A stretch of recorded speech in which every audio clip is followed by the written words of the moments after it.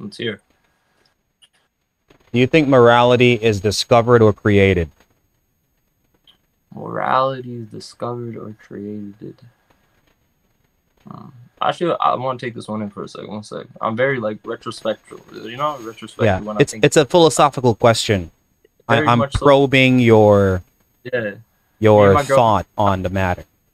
Yeah, my girlfriend. She's actually in her third year of psychology major. So she is always we're always talking back and forth like this. So I actually want to take this one. So give me a question one more time. My apologies. Do you think that morality is created or discovered? Let me explain more. So, if it's created, then that means prior to its creation, it doesn't exist until whoever creates it creates it. If it's discovered, then that means it's an element of the universe that we simply discover and conform to. Which one do you think it is? Personally, how I view, I would say, is something that is discovered, Right. but also characteristics of it that is created. You know what I mean? Like there's parts of that when you think about it like that. They could cross in different ways. Understand. Before I started asking this question, I was thinking about the possibility of both of them being true, but then I stumbled upon this problem. The problem of the absurdity of it. If morality is created, then whoever created it doesn't have an external moral code to follow, because all they're following is this: what I want to do is what I ought to do, and what I ought to do is what I want to do. I could say it differently. No, I get that. Yeah. I understand that. Okay, good. Exactly. I don't have to simplify it anymore. It's like me going in a circle of myself. There's nothing outside of me that I'm following. I'm just following me. Yeah, and I also think to myself, if I think about morality, I had to live through certain obstacles in life to understand what right from wrong would truly be, because just because I got taught that way was right growing up, it doesn't mean that as I get older that way is still right. Right. At this point, I can tell you about four words that we use in philosophy to describe the subcategory under relativism that is called subjectivism. Subjectivism states that morality is created, and there are four categories. There is familiocentric. Morality is created by the family that you're born in. Yeah. Morality is historiocentric, which means that morality changes over time dependent on where and when you're living. So when you live is what determines morality. If you lived 100 years ago, what was right then is right. If you live now, what's right now is right. Then you have morality is anthropocentric. It is a innate feeling that we all have. We call it intuition. And the fourth one is morality is ethnocentric, which means that it is dependent upon the culture. So when you said that you were raised a certain way to view something wrong or right by the family, the problem with that is this, the same problem. If it's familiocentric, then the family is simply following what they want to do. Yeah. So the family as a collective could say, I am going to do what I want to do, and what I ought to do is what I want to do.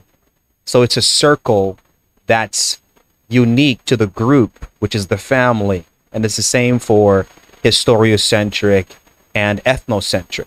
However, anthropocentric kinda seems more similar to the fact of morality being discovered. Because if it's discovered, it means it's an element of the universe. And we are elements of the universe as well. Because we, if you ever heard, I forgot his name, it's a black scientist. He said that we are very similar to stardust, what we're made of. So if morality is a part of the universe, then it would be consistent to expect that we would have intrinsic moral values and moral codes, which is why you find throughout cultures, throughout centuries, we will all almost unanimously say rape is wrong, stealing is wrong, and murder is wrong. Yes. Even if we don't think it's wrong for anybody else, we'll say it's wrong for us. I don't want to be murdered, I don't want to be raped, and I don't want to be stolen from. So you find that it's an interesting discussion, as you can see. There he is, and it can go so deep. There's a huge rabbit hole to this one. Yeah, huge rabbit hole. Very huge. But the only solution I find is to believe what Christian philosophers say.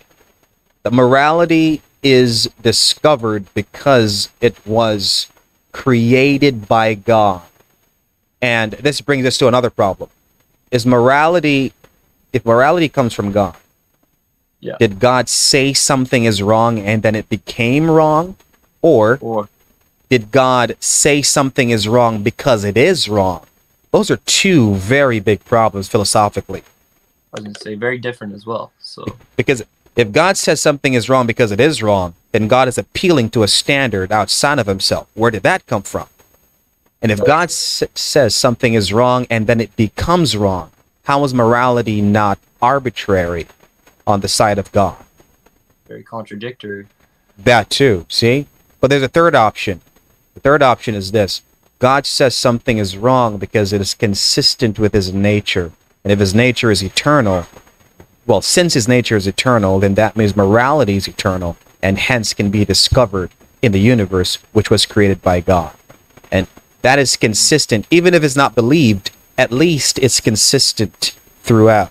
And that's what I have adopted because I'm looking for consistency in the philosophical realm.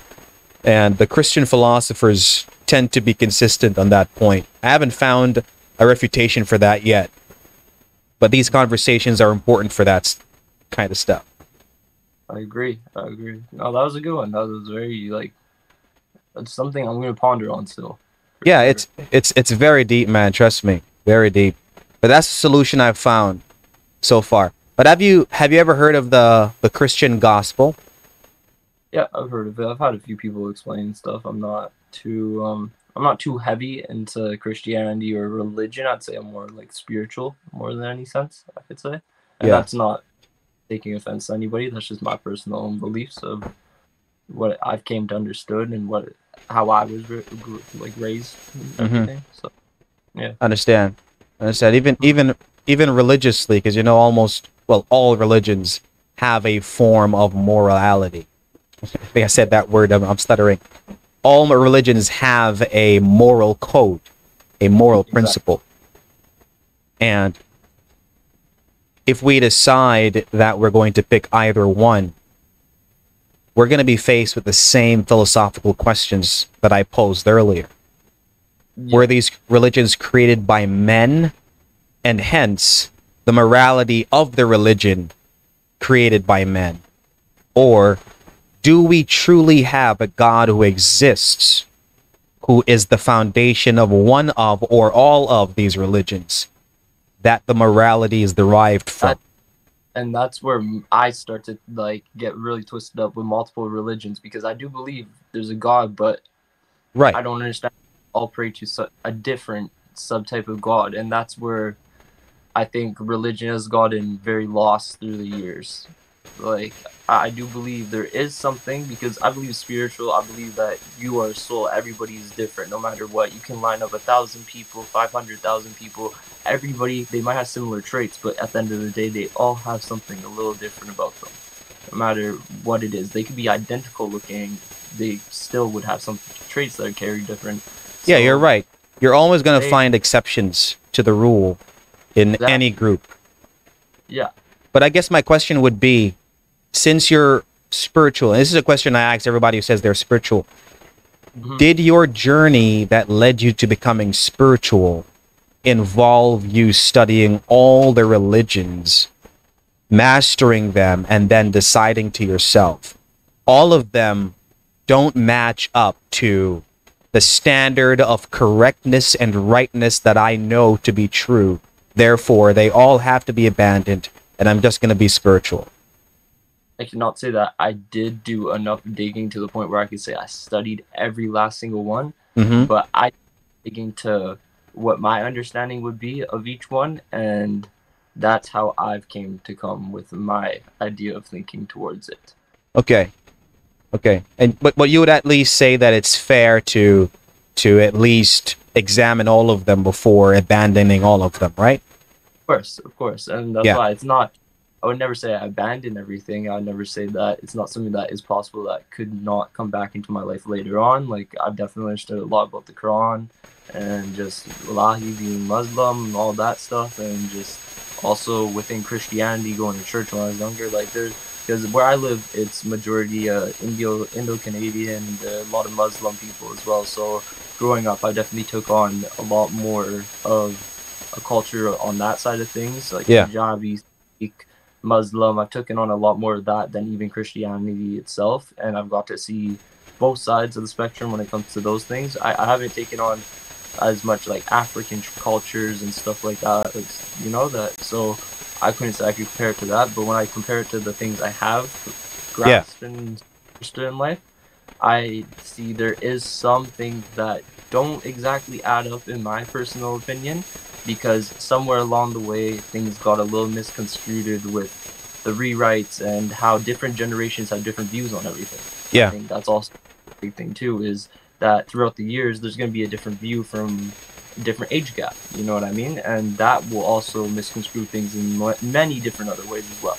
So are you still on that journey of searching, or you're or is it the case that you're spiritual and searching? Because you said you didn't abandon them, and you might go back to spiritual and searching. Okay, that's fair. I think spirituality also, at the same time, I'm, as much as you know where you are, I feel like there is still that sense of, am I fully right to this? But I think everybody also has that sense when it comes to being Christian or Muslim or Sikh or any of that. My experience when I speak to people who are spiritual is that they say that they believe there's a higher power, but they don't identify or fall into a specific religious category. That is exactly what it is for me. And for me, like, the best way I could say for me is how I see it. Growing up, by the time I was probably 12, I had over, like, at least close to 10 close people pass away to me, like, very close people. And since then, I'm only 24, like I said. I've had at least 20 people that I'm close with have died.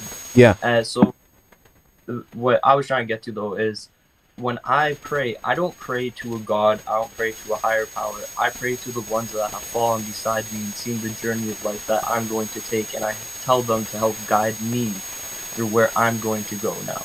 Yeah. Because I don't think that they're just gone. I feel them. I sense them. I have that. When I look at people in person, I see the aura. I see those things around them. So I believe that your soul, there's just so much that people are blind to and they don't take in enough. And your soul can tell you a lot, or just being in tune with yourself can also tell you a lot about just the world and how you want to view things. Yeah. And what gives me comfort in your situation is that you said that you're spiritual and searching, which means that eventually you'll find the truth. And I just want to tell you, man, look for consistency. As you said, you've been noticing things that didn't add up. And human beings, because we tend to love and care about the truth, when we see inconsistency and things not adding up, we tend to drift away or turn away from whatever that thing is. But since you're searching, search for consistency. And yes, and I do know with the way psychology works and stuff, having my girlfriend be around a lot, she has really explained to me you have to be non-biased when you do search for things like that. Because if there and you're gonna be like, oh well, this isn't consistent, that inconsistent, you're gonna be able to see everything that's not consistent. So sometimes you have to take a step back and look at it from a view of just not thinking like you're even looking at it like that, just going over it, Yeah. And that's looking for consistency, I believe, is being unbiased, because you're looking for consistency in the religious movements, and the ones that are inconsistent you put to the side, and you hold the one that is consistent. And if you find no consistency in any of them, which I doubt, I highly doubt, then you're going to be left in a situation where it's going to be just you and believing that there's a higher power and that your ancestors who passed away still live on spiritually. Yeah. Yeah. That's true.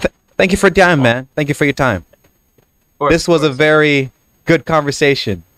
It was. Hopefully I answered the best I could here. You know, you got me, you caught me off guard, but I tried. I tried That's fine, man. Thank you, bro. Yes. Have a good one. as well.